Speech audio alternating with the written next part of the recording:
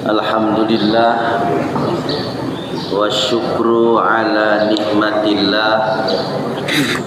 La haula wa la quwwata illa billah. Allahumma salli ala sayyidina Muhammad wa ala alihi wa ashabihi ajma'in, amma ba'du.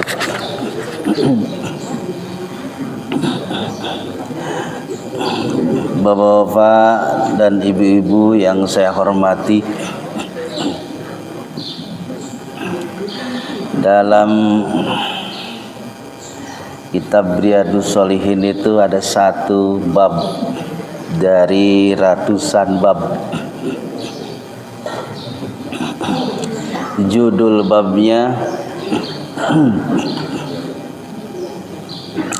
Babul Isra'i fil Janazati.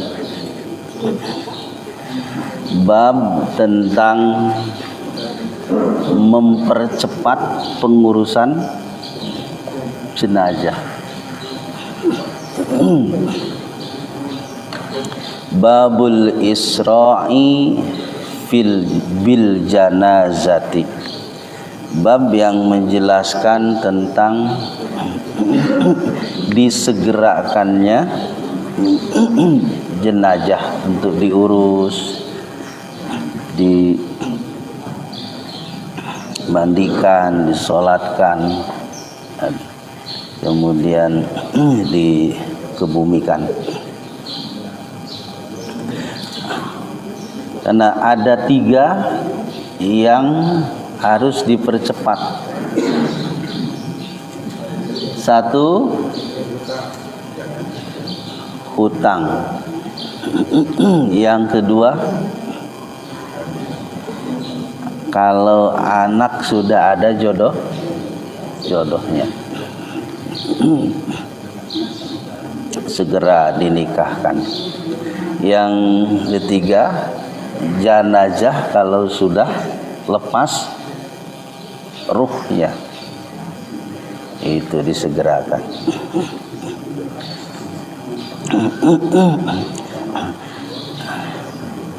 Nah, Nabi sallallahu alaihi wasallam meninggalnya jam 9 pagi hari Senin. Dikebumikan, ada yang menyebut hari Selasa jam 9 malam, ada yang menyebut hari Rabu jam 9 malam. Berarti udah 3-4 hari. Iya. Kira-kira para sahabat tahu nggak hadis tentang mempercepat jenazah? Pasti tahu, ya. Tapi itu adalah salah satu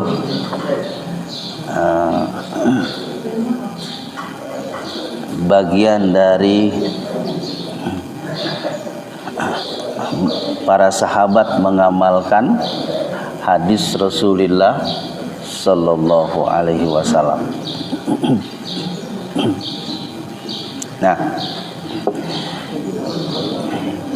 ini hadis dari Abu Hurairah.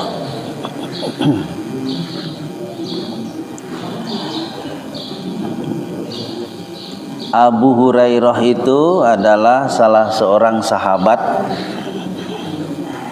yang masuk Islamnya tidak terlalu lama dibanding dengan sahabat-sahabat senior yang lainnya. Dibanding Abu Bakar Siddiq radhiyallahu an.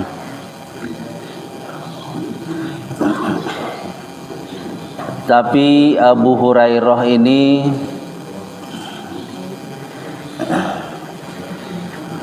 periwayat hadis yang paling banyak.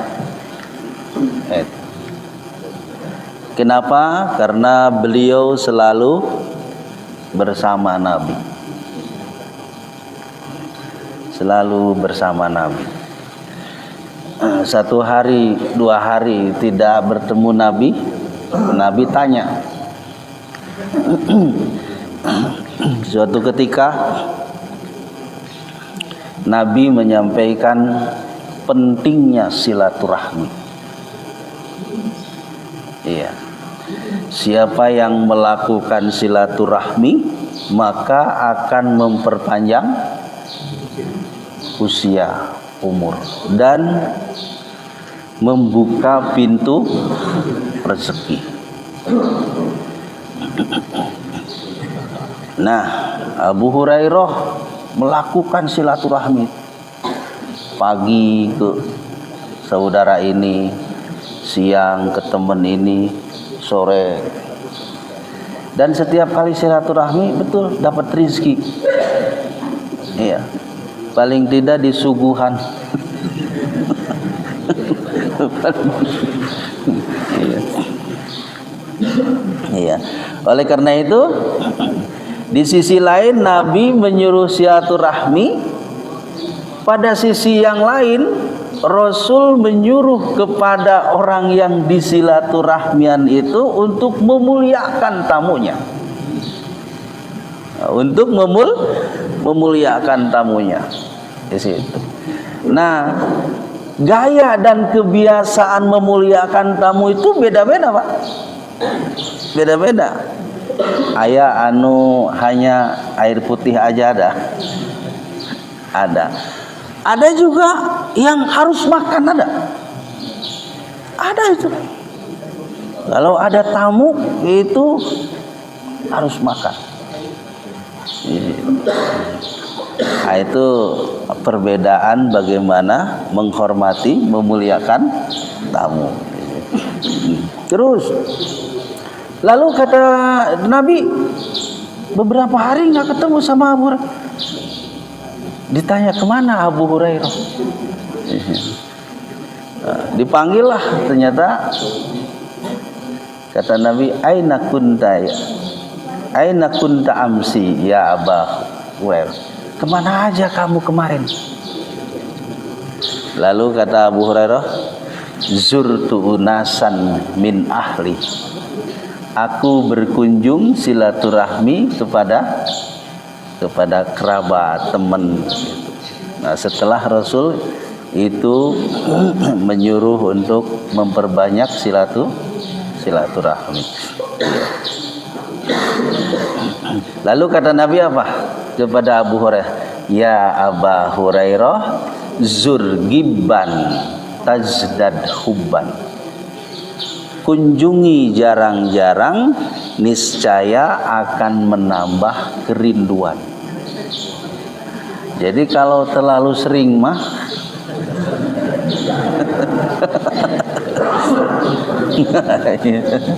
iya, kalau terlalu sering mah iya. Jadi dari situlah berarti ucapan Rasul itu luar biasa diguguhnya oleh para sahabat. Ketika nanti para sahabat itu mengamalkan hadis itu ada sedikit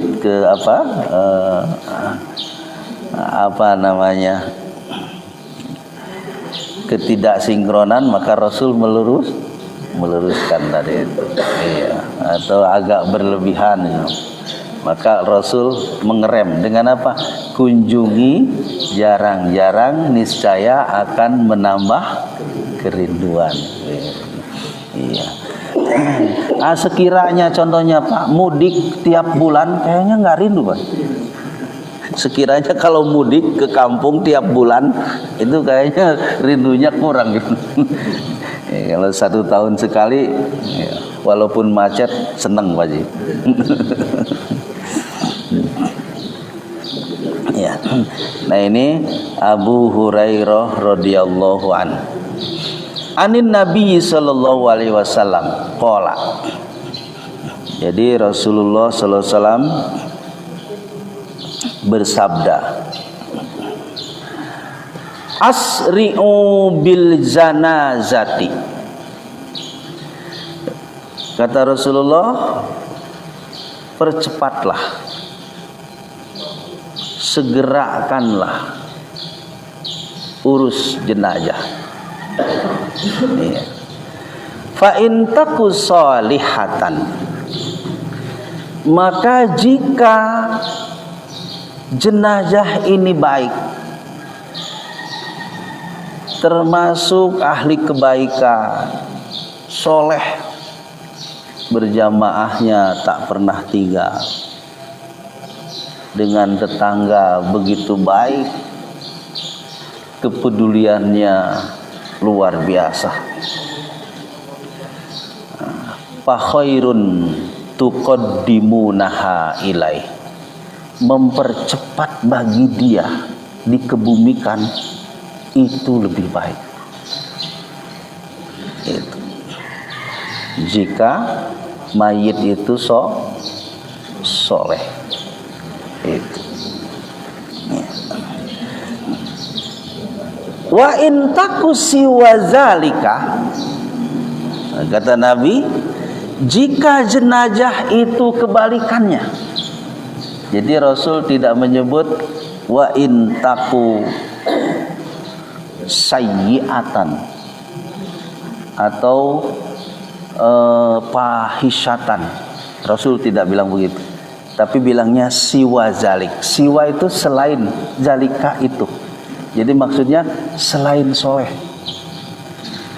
Tadi kan yang pertama soleh, jenazah yang soleh. Selain yang soleh gimana? Nah, kalau selain yang soleh, kata Nabi, fasyarrun tadaunahu an riqabikum.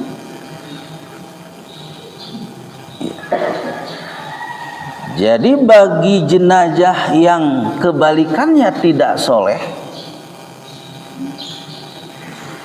mempercepat bagi dia itu adalah keburukan. Sehingga nanti dalam riwayat yang lain dikatakan jenazah itu bilang, celaka aku, mau dibawa kemana aku ini oleh kalian. Nah, ketika diusung, ya ketika diusung itu jenazah itu yang tidak baik itu dia berteriak, celaka aku, mau dibawa kemana oleh kalian.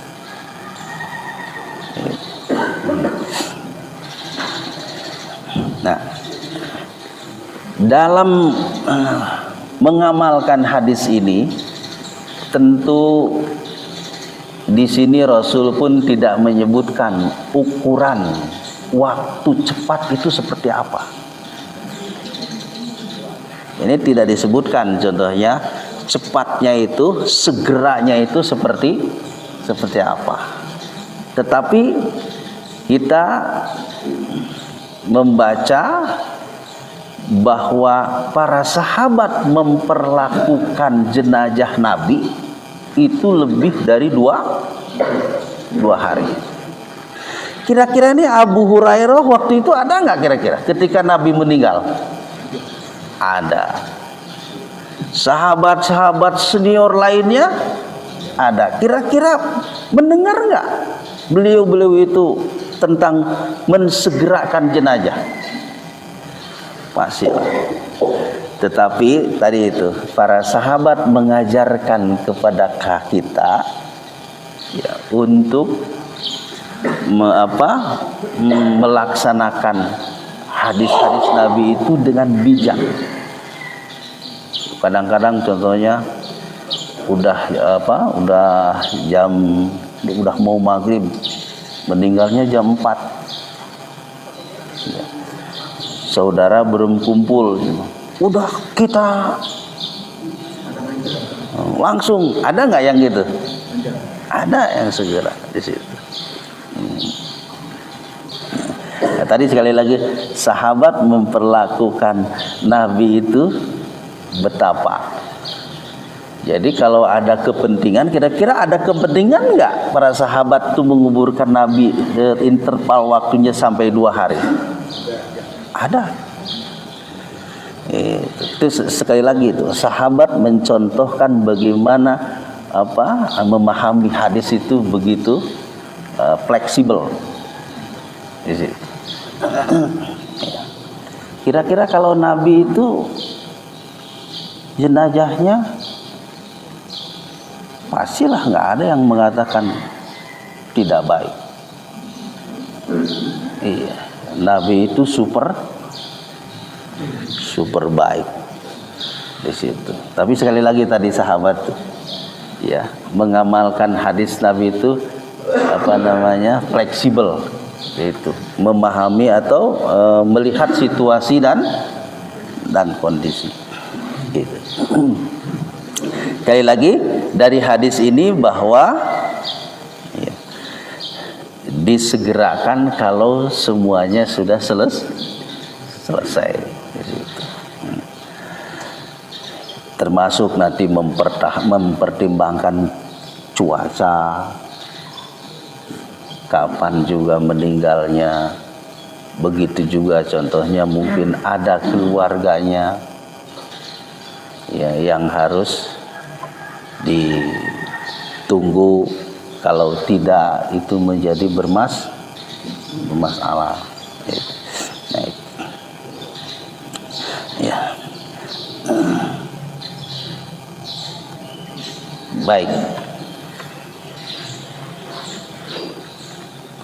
Nah, hadis yang kedua, kalau tadi hadis yang pertama ini dari Bukhari dan Muslim. Hadis yang kedua ini dari Abi Sa'id Al-Khudri. Itu juga adalah sahabat Nabi. Qala kana Nabiyyu sallallahu alaihi wasallam yaqul. Rasulullah SAW bersabda, "Idza wudi'atil janazatu." Apabila jenazah itu diletakkan, fahtamalah harrijal ala a'naqihim.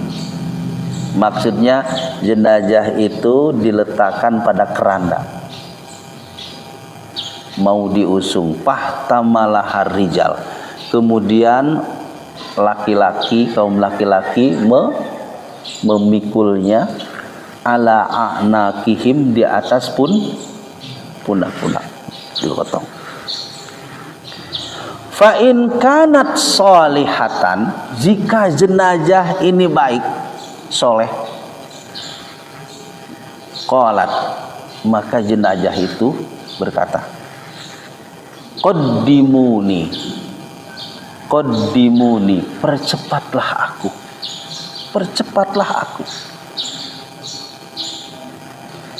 Wa in kanat ghairu sholihatin, bila tidak soleh, qalat li ahliha, berkata jenazah ini kepada keluarganya, ya wailaha, wahai celakalah aku.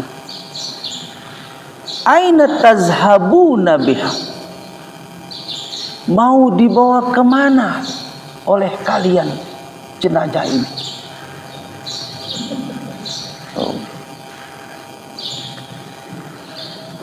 Yasma'u sautaha kullu syai'in illa insan.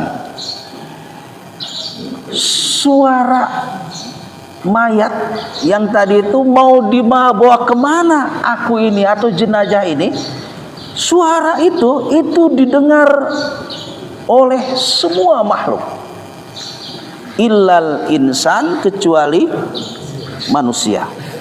Walau sami'al insan, sekiranya manusia itu mendengar ucapan mayit itu, lasoiko, kata Nabi, maka manusia itu akan pingsan.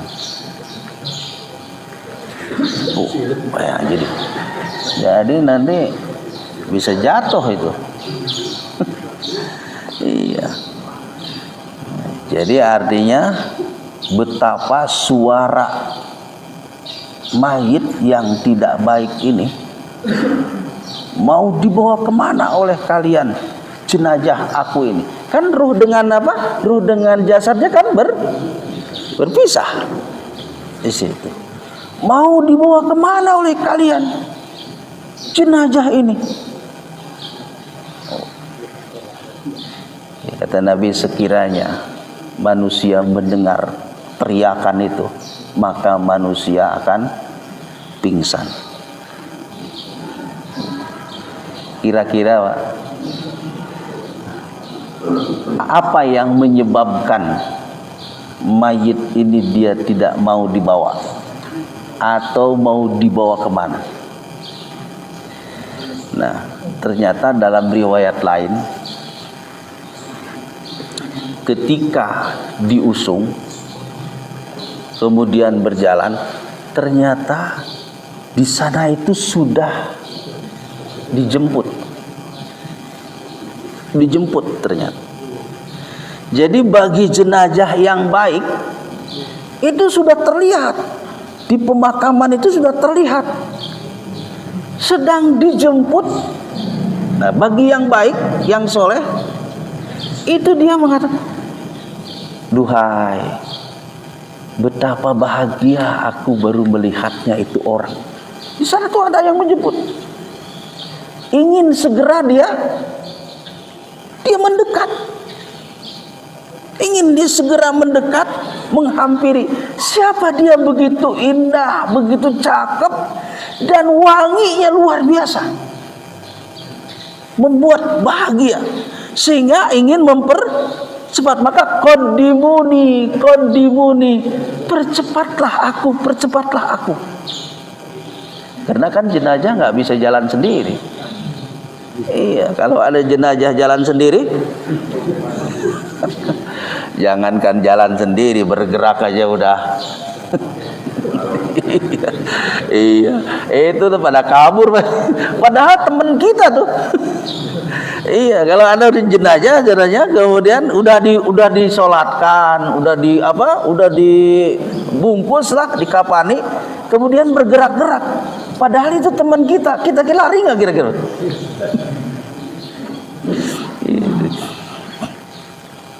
Nah, jadi, ternyata ada sosok yang membuat jenazah itu bahagia. Lalu datang. Apa kan? Fulan, kamu ini siapa? Baru aku melihat aja dari jauh sudah membuat aku bahagia. Siapa kamu ini? Si Fulan itu bilang, aku diutus Tuhan untuk menjemput kamu dan menemani kamu selama di alam barzah. Lalu ditanya, siapa kamu ini? Aku adalah amal baikmu yang kamu kerjakan selama di dunia. Nah, amal baik itu di antaranya taklim. Kita begini nih. Ini adalah akan menyumbangkan sejumlah kebahagiaan nanti di akhirat, mulai di alam kubur. Kan akhirat itu mulainya dari alam kubur. Yang disebut dengan akhirat itu dimulai dari alam kubur. Perpindahan kita, mudik kita dari alam dunia ke alam kubur. Gitu.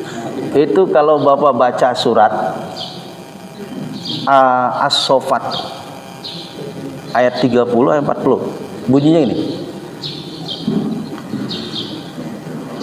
Innal ladzina qalu rabbuna Allah summa istaqamu tatanazzalu alaihimul malaikatu alla takhafu wa la tahzanu wa abshiru bil jannati allati kuntum tu'adun nahnu awliyaukum fil hayatid dunya wa fil akhirah walakum fiha ma tashtahi anfusukum walakum fiha ma tad'un nuzulam min ghafurir rahim. Sungguh orang-orang yang mengatakan bahwa Tuhan kami adalah Allah, mereka berpegang teguh istiqomah, maka ketika dia mengalami sakaratul maut, malaikat akan mengatakan, la takhafu wa la tahzan. Jangan kalian takut dan jangan kalian sedih. Maksudnya apa? Jadi bagi orang yang dia itu berpegang teguh istiqomah, memegang Allah dan Rasulnya sebagai puntangannya, itu malaikat pasang badan.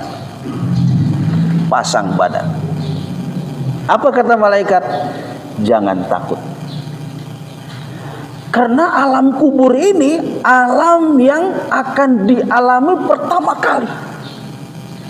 Dan kalau orang masuk alam kubur, dia harus melewati dua malaikat yang akan bertanya kepada dia. Malaikat apa? Munkar dan Nakir. Itu ujian terberat. Ujian terberat itu mayit. Sekarang gini Pak, padahal pertanyaannya nggak berat Pak. Pertanyaannya nggak berat. Anak SD aja bisa Pak. Anak SD bisa.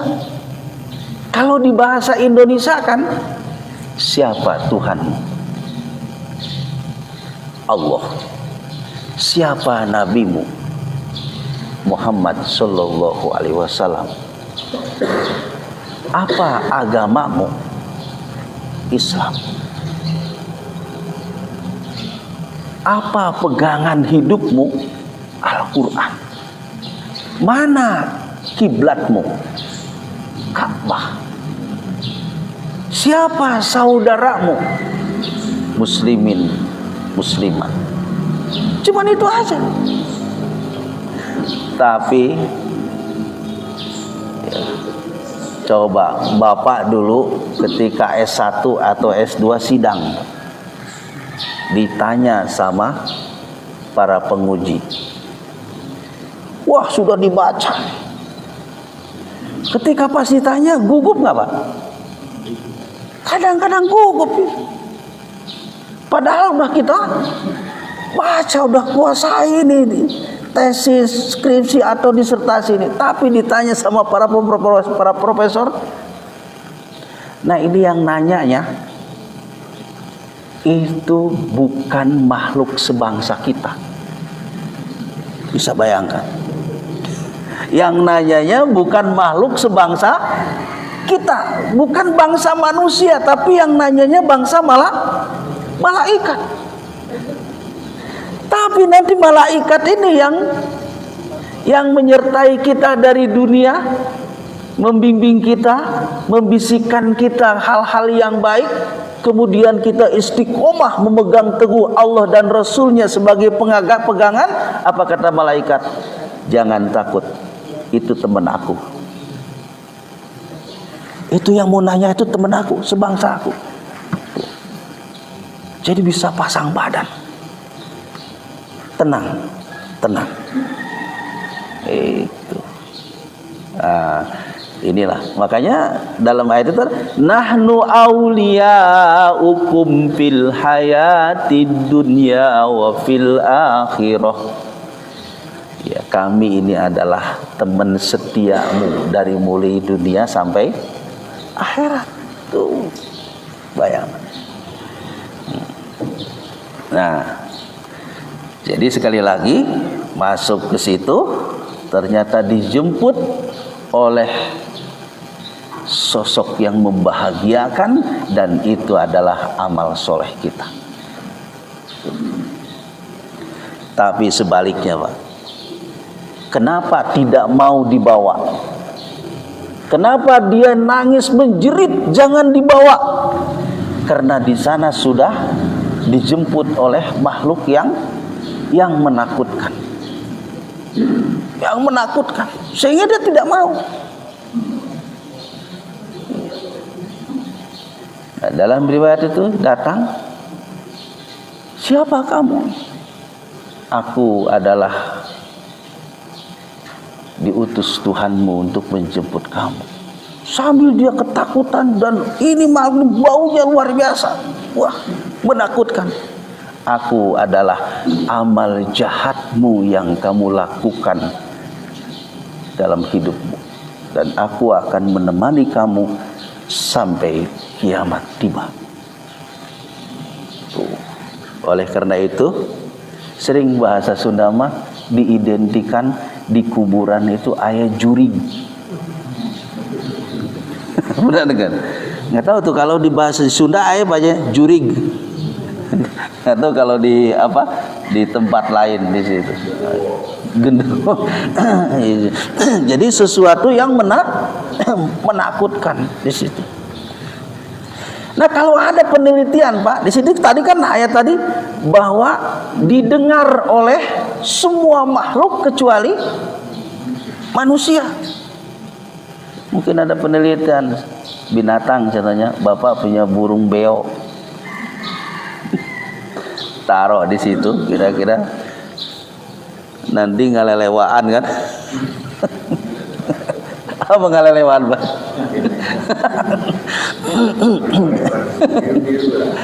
Meniru-niru.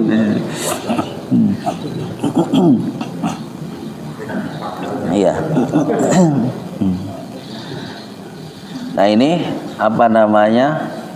Ini kan termasuk adalah kabar gaib dari Rasulullah SAW tentang perjalanan anak manusia, hamba Allah, itu dari mulai alam ruh, alam rahim, alam dunia, alam barzah, nanti alam mahsyar, nanti alam hisab, nanti disitulah ada dua pintu, surga dan neraka. Itu endingnya di situ. Nah, ini menceritakan tentang bahwa setelah hidup di dunia itu ada kehidupan lain, yaitu di alam akhirat. Jadi kalau begitu, setiap apapun yang kita kerjakan di dunia ini itu pasti diminta pertanggungjawaban. Iya. Nah, ini Pak, ada lagi. Ini dari Abu Hurairah, riwayatnya Imam Tirmizi. Nafsul mu'min mu'allaqatun bidainihi hatta yaqdiya anhu. Ya, Nabi bersabda, jiwa seseorang itu tersandra karena hutangnya sampai hutangnya dilunasi. Maka Rasul itu enggan menyolatkan orang yang mayit itu masih punya hutang. Rasul itu karena hutang itu tidak akan lunas dengan doa Nabi. Iya. Oleh karena itu, Pak, kan mungkin di sini sebelum disolatkan itu ditanya. Kalau di sini nggak tahu, sesudah disolatkan baru ditanya atau sebelum? Nah, itu harusnya sebelum disolatkan ditanya dulu nih, apa keluarganya untuk sambutan. Nanti keluarganya mengumumkan bila almarhum ini memiliki janji atau hutang, maka keluarga siap insya Allah untuk membayarnya. Nah, dengan begitu kan ada apa? Ada komitmen, barulah disolatkan. di situ. Kenapa? Karena nanti masih mu'allaqatun atau tersandra. Iya. Jadi kalau begitu, kalau sudah usia mungkin tanda kutip pensiun, berarti harus segera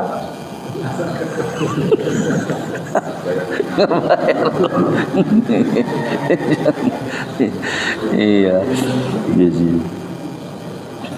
Pak, kadang-kadang ini kan, kalau warisan harta, rumah, mobil, tanah, berebut nggak anak-anak? Berebut. Tapi kalau warisan hutang,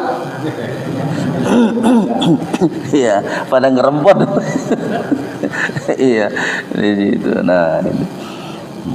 Boleh nggak anak keturunannya tidak membayar? Yang dosa siapa? Atau yang diminta pertanggungjawabannya jawab siapa?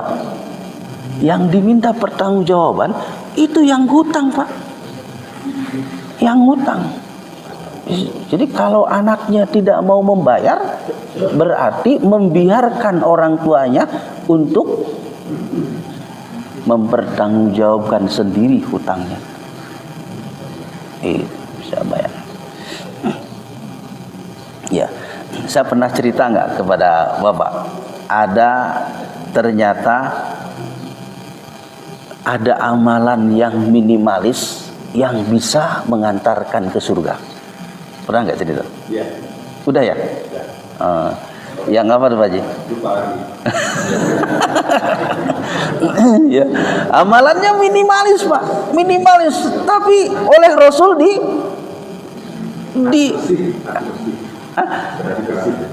gimana Pak?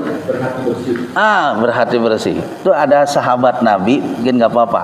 Karena agama itu kadang diulang-ulang. Ya, sholat ulang-ulang, materi agama juga diulang-ulang. Jadi ada seorang sahabat, Rasul duduk-duduklah di serambi dengan sahabat yang lain. Kata Nabi, yattali'ul an alaikum min ahlil jannah. Akan muncul kepada kalian calon penghuni surga. Datanglah, baru wudu. Sehingga tetesan air wudunya masih muncul. Nah, ada orang yang menyebutnya kalau wudu jangan dilap. Kenapa? Karena tetesan air wudu itu akan menyebabkan dia masuk surga. Padahal Pak, tetesan air wudu kalau terbawa sholat atel. Atel Pak Haji. Gini di situ. Nah, esok harinya Rasul bilang lagi, akan muncul kepada kalian calon penghuni surga. Orangnya itu juga. Esoknya lagi 3 hari Rasul bilang akan muncul calon penghuni surga. Orangnya itu juga. Nah, di tengah-tengah sahabat itu dan tengah-tengah Nabi itu ada yang bernama Abdullah bin Amr bin As. Ya, kata Abdullah, ini orang 3 kali disebut oleh Rasul berturut-turut calon penghuni surga. Saya ingin tahu apa amalannya, seperti apa dia ibadahnya.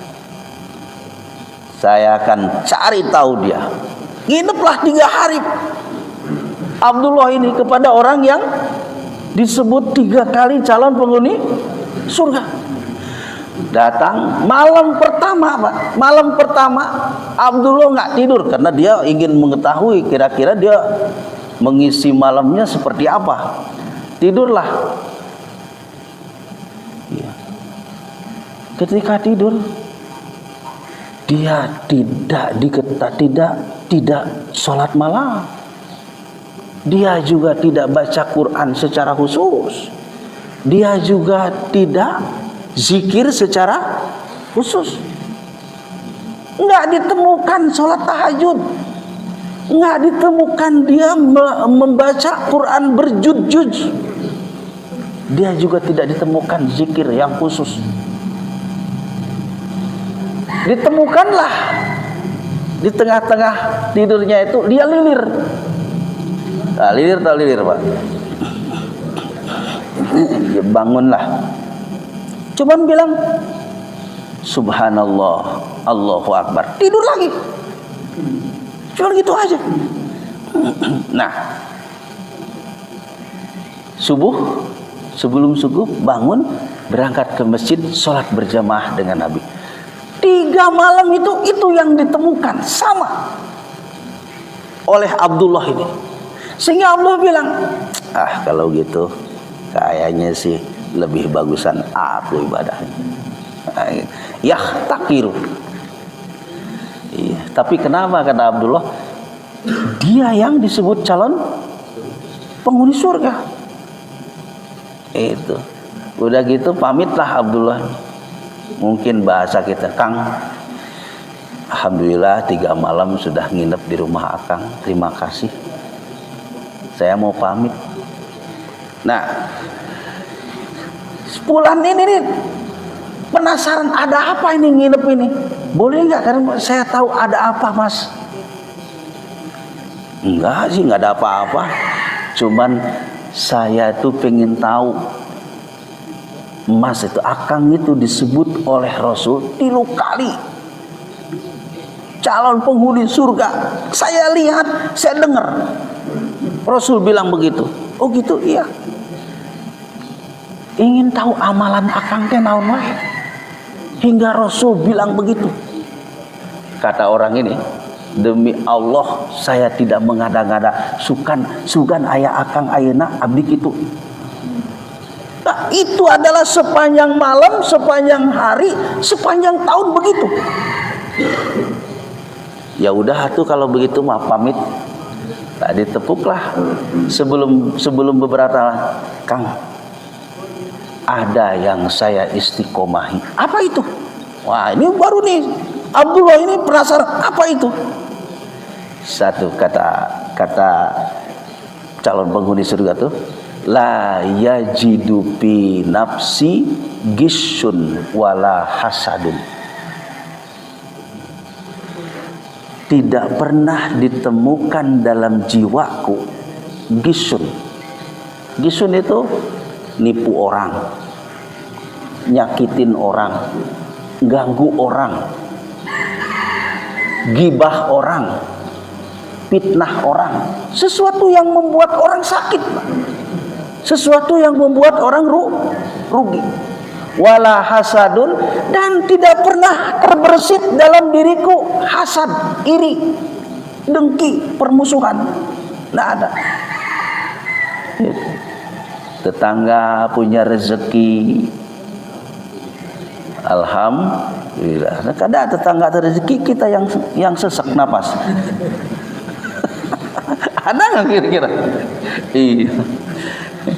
Iya. Kemarin beli motor, sekarang renov rumah. Kira-kira uangnya dari mana ya? Kita kadang-kadang kita mendeskripsikan sendiri kan gitu. Di situ. Nah, itu saja intinya kata Pak Ketua Dekam, memiliki hati yang bersih. Tuh. Apa kata Abdullah?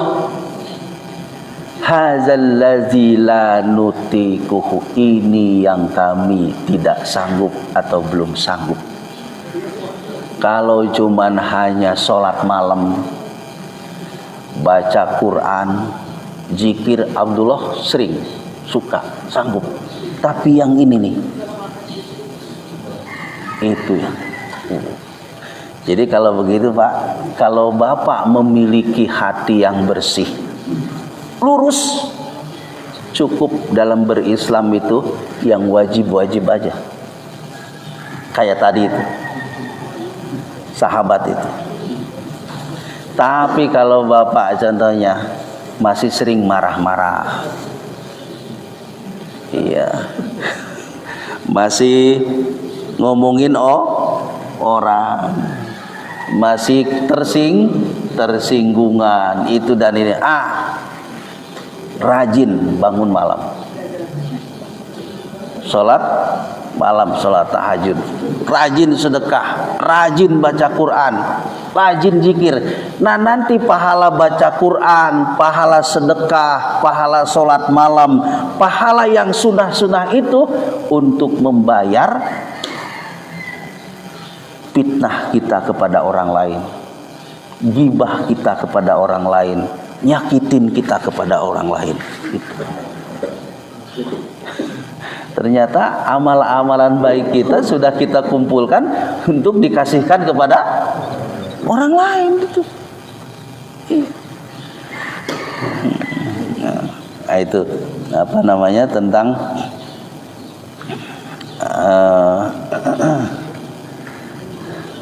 berislam yang minimalis. Tapi ternyata berislam minimalis itu susah di situ.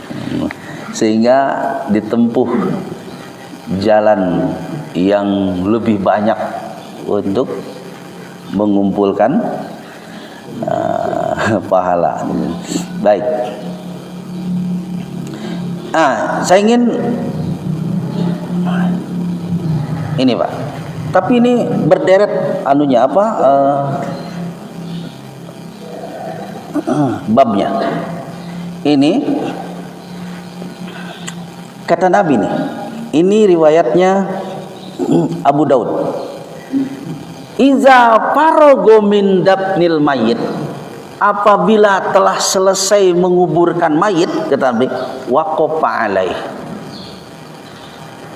Ya. Lalu Nabi berhenti atau berdiri setelah dikuburkan ya. Rasul berhenti atau berdirilah. Faqala, lalu Rasul bersabda, istaghfiru li akhikum. Mintakan ampun untuk saudara kalian. Jadi setelah menguburkan itu tidak langsung pulang. Rasul bersabda, waqafa itu berhenti. Jadi tidak langsung udah menguburkan langsung pulang. Rasul berhenti sejenak dengan berkata, istaghfiru li akhikum. Mintakan ampun untuk saudara kalian ini, wasalu lahu tasbit, dan mintakan untuknya ketetapan. Fa innahu, sesungguhnya dia mayit itu al-an yus'alu, akan ditanya. Jadi Rasul menyuruh kita untuk berdoa. Nah, ini menanggapi, memahami ini banyak ulama berbeda-beda. Ada ulama yang mengatakan mintakan ampun itu cukup aja dengan Allahumma gfir lahu, Allahumma gfir lahu, Allahumma gfir lahu tas arwi. Ada yang begitu. Ada yang begitu. Tapi ada juga contohnya sebelum istighfar membaca apa? Membaca ayat Al-Quran dulu beberapa. Setelah itu baru berdoa. Dan berdoanya dipimpin ada. Jadi ada yang berdoanya tidak dipimpin, ada yang dipimpin di situ. Pertanyaan kita, Rasul pernah enggak memimpin doa? Sering kan? Rasul sering memimpin doa. Jadi kalau zaman Nabi itu, kalau ada anak baru lahir Pak, anak baru lahir, itu dibawa langsung ke Rasul, dimintakan doa oleh Rasul, didoakan. Ayah ibunya mengaminkan. Sama juga di sini juga kan, kalau ada contohnya tokoh yang begitu karismatik, keilmuan, akhlak dan ibadahnya luar biasa. Anak lahir dibawalah kemana? Kepada beliau, kemudian minta didoakan. Nah, kepada Nabi itu luar biasa. Nah, ini jadi kali lagi jadi doa setelah menguburkan itu adalah sesuai dengan perintah ini. Bahkan ini dalam kitab itu, dalam Riyadhus Shalihin itu ada perkataan Amr bin As. Nih ada nih Amr bin As radhiyallahu anhu. Iza dafa'tumuni, kata Amr bin As, jika kalian menguburkan aku, ya, jika kalian selesai menguburkan aku, fa'aqimu haula qabri, maka berdirilah kalian di sekitar kuburku. Qadra matuh tunharu jazurun, sekitar selama waktunya, maksudnya berdirinya itu lamanya sekitar menyembelih unta, wa yuqassamu mahlahmuha, membagikan dagingnya. Kira-kira lama enggak, Pak? Lama.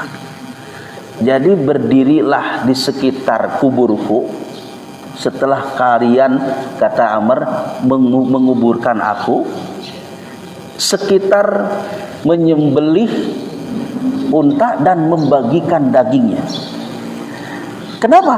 Hatta asta'nisa bikum wa a'lamu maza uraji'u bihi rusurabi. Ya, sehingga aku merasa tenang, regreg,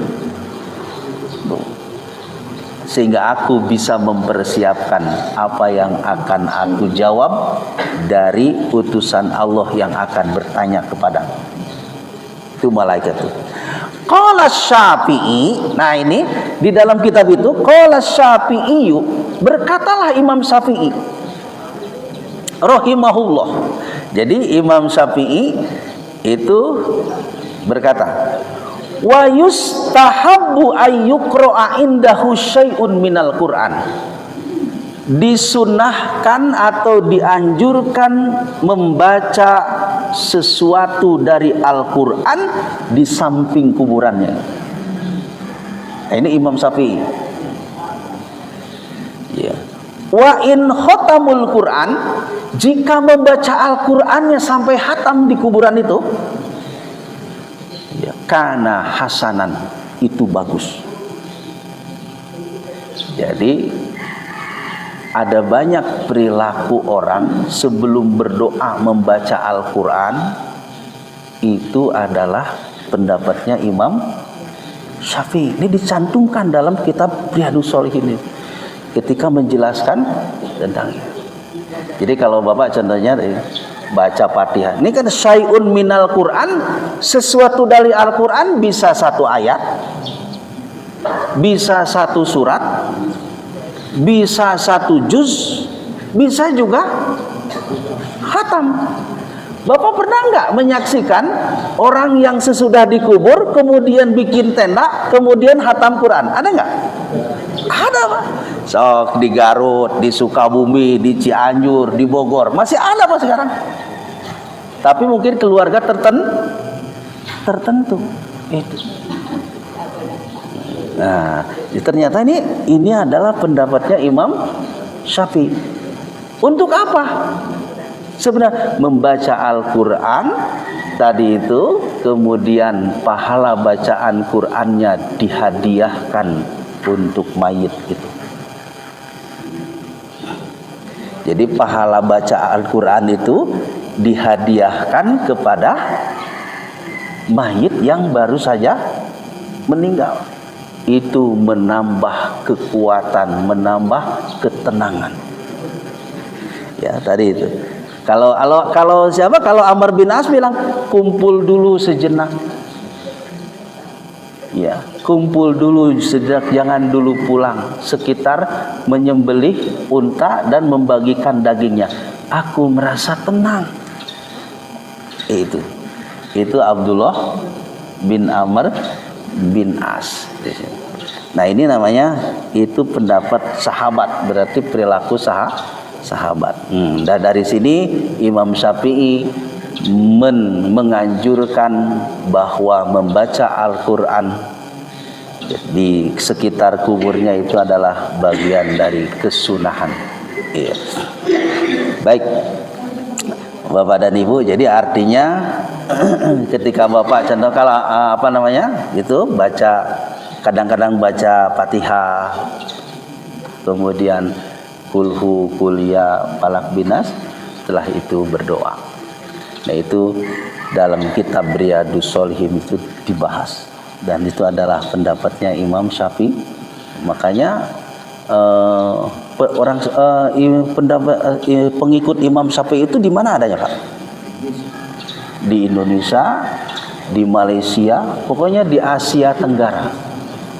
Termasuk Mesir juga adalah, Mesir termasuk penganut mazhab Imam Syafi'i. Di Indonesia Imam, makanya banyak nggak orang di kuburan contohnya baca Quran? Iya, ada yang Yasin, ada yang kuliah, kulhu, kemudian pahalanya dihadiahkan kepada orang yang sudah meninggal dunia. Nah itu. Baik, saya kira mungkin itu, dan kalau ada yang menambahkan atau bertanya, mangga silahkan.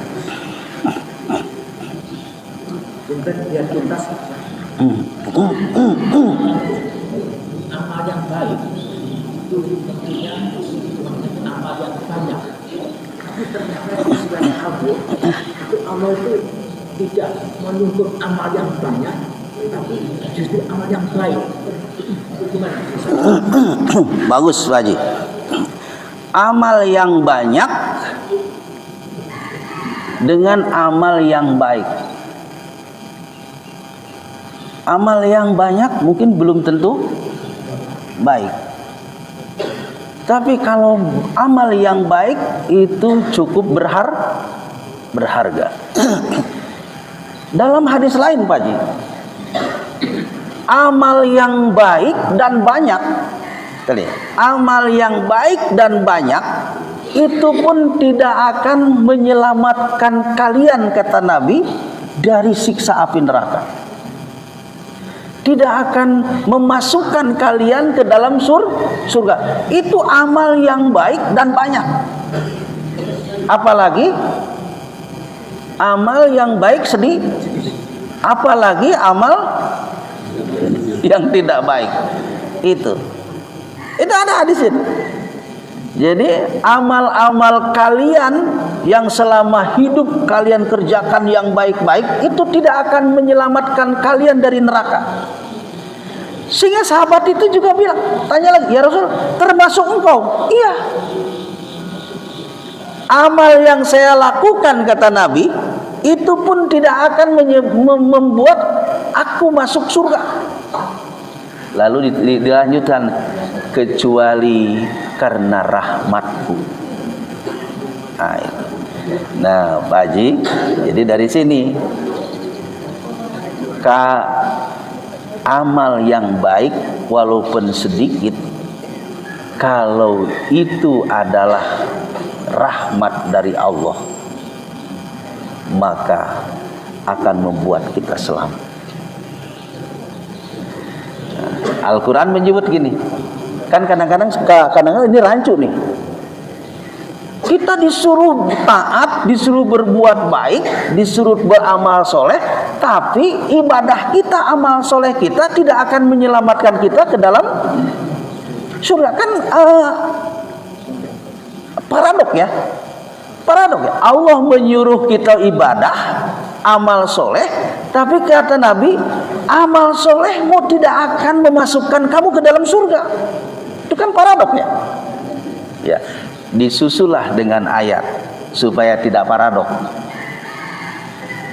Kata Allah dalam Quran, inna rahmatallahi qaribum minal muhsinin. Sungguh rahmat Allah itu sangat identik dengan orang-orang yang berbuat kebajikan. Jadi artinya nonsen orang mengharap rahmat Allah kalau dia tidak berbuat baik. Nah, perbuatan baik kita itulah yang mengundang rahmat Allah. Itu maksudnya. Jadi perbuatan baik kita, ibadah kita, kesalehan kita, itu yang akan mengundang munculnya, datangnya rahmat Allah.